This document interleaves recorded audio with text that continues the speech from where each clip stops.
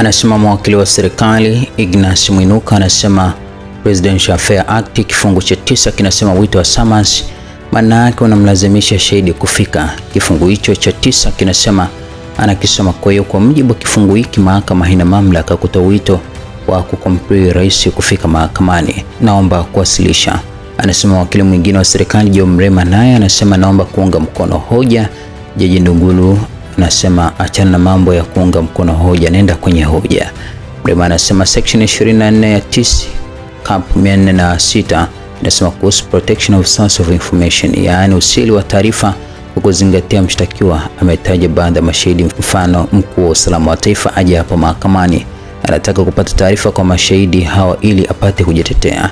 Sasa kwa cheo cha shahidi huyu anafungwa na masharti ya sheria hii, hata akija hapa hataweza kusema kila kitu na sio sahihi kabisa. Kuna limitation kwa mujibu wa sheria. Kifungu hicho kimeweka penal section, yaani kutoa shahidi huo ni kosa kubwa la kisheria.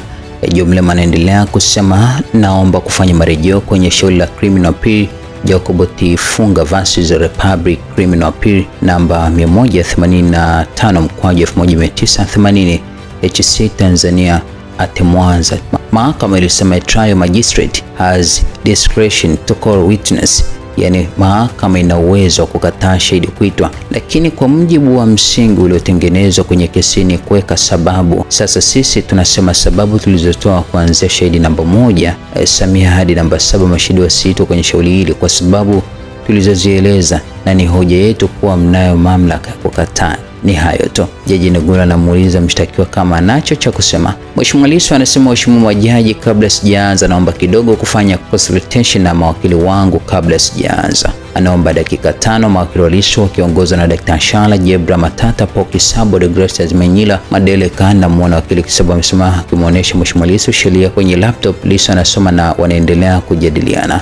Wamemaliza kujadiliana. Mheshimiwa Lissu anasema kuhusu hoja ya mimi kuwataja mashahidi wangu ninaowategemea kuwatumia kwenye kesi hii. Katuga amesema hoja hii na ukweli ni kwamba toka Kisutu hoja hii ilikuwa na shida. Mgogoro specific ni kwamba hakimu mkuu mkazi Franco Kiswaga baada ya mtuhumiwa kumwambia kuwa ana mashahidi na kuanza kuwataja akakataa kwa rekodi hao mashahidi, na hoja yake ilikuwa ni hao utaenda kuwataja mahakama kuu. Mimi siandiki utaenda kuwataja mahakama kuu. Baada ya shauri kuletwa hapa mahakama kuu, Mheshimiwa majaji, nilileta hoja kwamba utaratibu mzima wa committee proceedings ulivurugwa kwa makusudi na nikawaambia majina ya mashahidi wangu wa utetezi yalikataliwa. Nilileta mbele yenu na mkasema wenyewe kuwa utakapofika wakati wa kujitetea utapata fursa kuandaa utetezi wako, na mkasema niwatajie majina mnaotaka niwaitie.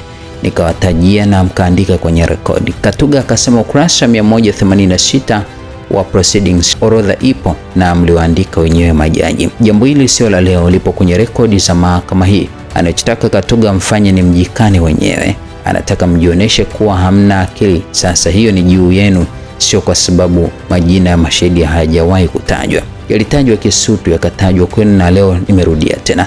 Amweni mtanipa haki hiyo ya kupata mashahidi au mjikaze au mjikane. Mimi napendekeza msijikane, msikubali huo mwaliko wa kujikana. Vinginevyo kosa kubwa kuliko zote mahakama hii itathibitisha kuwa haina uwezo wa kutenda haki tena kwenye kesi ambayo adhabu yake ni kifo.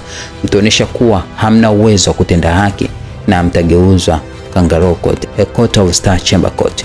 Hoja ya kifungu cha 281 na 314 kifungu kidogo cha pili, mlishaandika majina mashahidi last year has already been taken by your own order.